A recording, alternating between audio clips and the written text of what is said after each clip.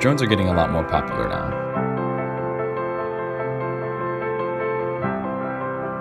And it's time that we talk about getting the shot with a drone.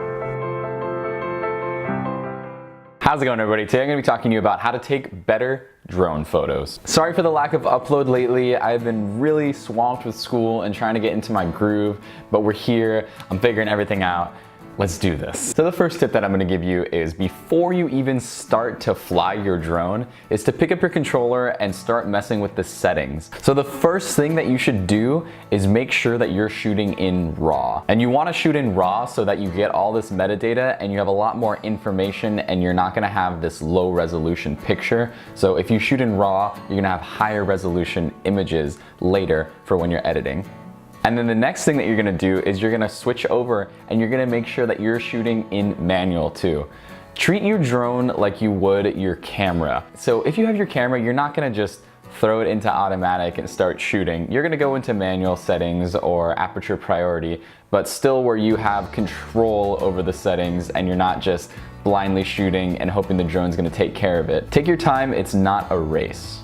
So like most people, if you're shooting with your drone during the day, I would recommend getting a ND filter or neutral density filter. And what that's gonna do is pretty much act like sunglasses to your lens. It's gonna allow you to not crank up your shutter speed so much and get kind of smoother images and better looking pictures without having to crank all your settings up. And it's gonna allow you to take longer exposure photos from when you're flying up there with your drone. It does have a steady enough gimbal to where you can still shoot at a really low shutter speed and then get these nice, really pretty images. So an ND filter is also crucial for shooting video because you don't want to crank up your shutter speed, and if you're just left with this blown out image, you're not going to be able to do anything. So I would recommend getting, going on Amazon, getting an ND8 or even just getting a kit of ND filters. That's going to really change the game for you. And then going off of that, make sure that your ISO is down. So it jumps, it goes like 100, 200, 400. There's not really a middle ground for the ISO, for my drone in particular.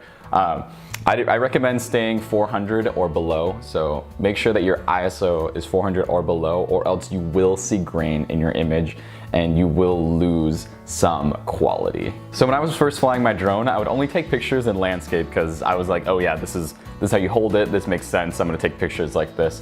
But then I started tilting my controller sideways, and then I was able to see how the picture would look if I was taking it in portrait mode. And this is pretty much a staple for Instagram. So if you're posting a lot of your drone photos to Instagram, then you're gonna wanna turn it sideways to get a look at what it's gonna look like in that full image. And also, I personally think that portrait drone photos look a hell of a lot better too.